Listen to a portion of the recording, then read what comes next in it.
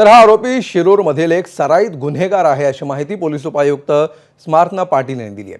5:30च्या सुमाराला स्वारगेटवर ही मुलगी थांबली असता आरोपीनं तिला गोड बोलत दुसऱ्या बसकडे नेलं आणि अंधाऱ्या बसमध्ये बलात्कार केला असं पोलिसांनी स्पष्ट केलंय।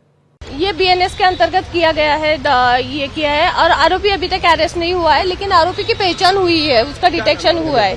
उसका नाम है दत्तात्रेय रामदास गाडे करके, उसका एज है 36 to 37 के हिसाब से। इमिजिएट सीसीटीव्ही फुटेज काढलेले आहेत तिथले, त्या सीसीटीव्ही फुटेजमध्ये आरोपी आम्हाला निष्पन्न झालेला आहे। सदर आरोपी हा ग्रामीणच्या हद्दीतला शिरूर गावचा आहे।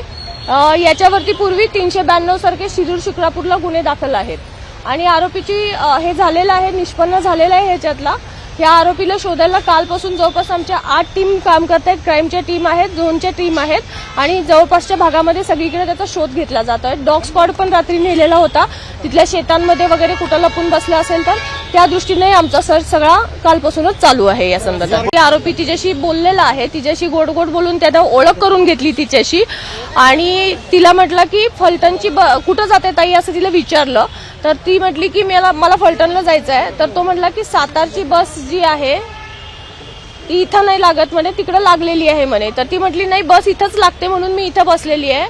तर तो म्हटला की नाही तिकडे लागलेली आहे, चल म्हणे मी तुला घेऊन जातो। आणि सीसीटीव्ही फुटेजमध्ये ती मुलगी त्याच्याबरोबर जाताना दिसते आपल्याला, तर ती त्याच्याबरोबर गेली आणि तिथं गेल्यानंतर बसमध्ये अंधार होता म्हणून तिने हा प्रश्न काढला की बसमध्ये तर अंधार आहे म्हटली ती। तर त्यावेळेला तो म्हटला की ही रात्रीची लेटची बस आहे, त्यामुळे लोक झोपलेले आहेत म्हणून दिवे बंद आहेत, तू वरती चढून टॉर्चने चेक करू शकते। आणि मग तिला असं गोड बोलून त्यानं वरती चढायला सांगितलं। ती ज्यावेळेला टॉर्च लावायसाठी वरती गेली त्यावेळेला मग यानं मागून दरवाजा लावून घेतला आणि तिच्या बाबतीत हा अतिप्रसंग घडलेला आहे तिथे। एबीपी माझा, उघडा डोळे बघा नीट।